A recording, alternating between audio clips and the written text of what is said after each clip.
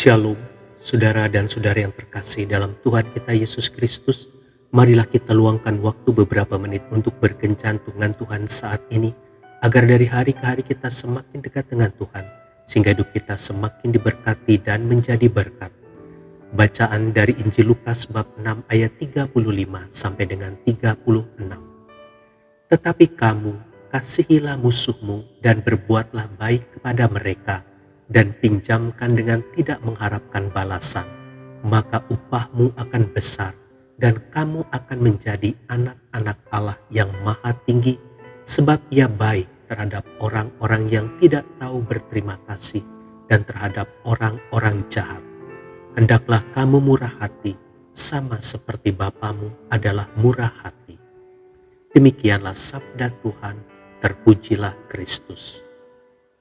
Saudara dan saudari yang terkasih dalam Tuhan kita Yesus Kristus, suatu ketika saat berbagi nasi kotak dengan 4 orang murid SMA, kami memberikan nasi kepada seorang ibu tua yang mengemis. Saat diberikan nasi itu, dia membukanya dan mencari uang di dalamnya. Ketika dia tidak menemukan uang, dengan marah ia berteriak kepada kami, "Mana uangnya, bego lu?" Lalu salah seorang dari murid saya berkata bahwa ia merasa kecewa dan sakit hati. Lalu untuk menenangkan hatinya saya katakan, kalau kita mau berbuat baik, kita harus siap untuk menerima kekecewaan. Karena setiap perbuatan baik kita belum tentu diterima oleh orang lain. Disinilah kita diuji kerendahan hati kita oleh Tuhan. Pada akhirnya mereka semuanya mengerti. Saudara dan saudari yang terkasih dalam Tuhan kita Yesus Kristus, terkadang dalam kehidupan ini kita sering berbuat banyak kebaikan. Tetapi dari semua kebaikan itu, tidak semua orang bisa menerimanya.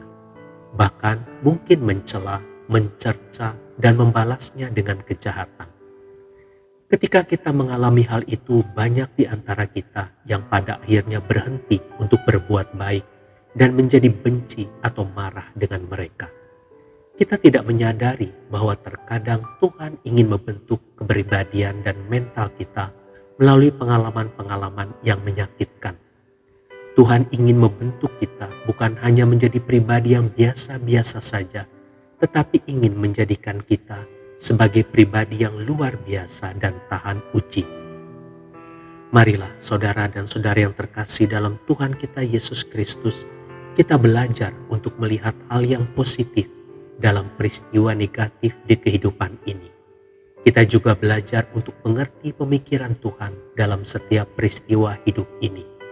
Tuhan mau berbicara apa atau membentuk saya menjadi seperti apa melalui peristiwa hidup yang menyakitkan.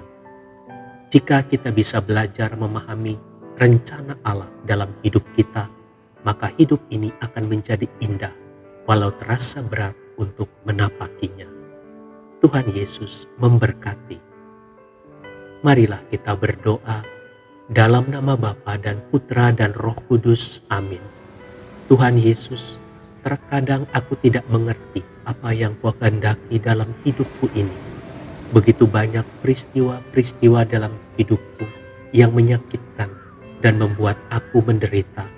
Sehingga terkadang aku merasa Engkau meninggalkanku saat peristiwa berat melanda hidupku.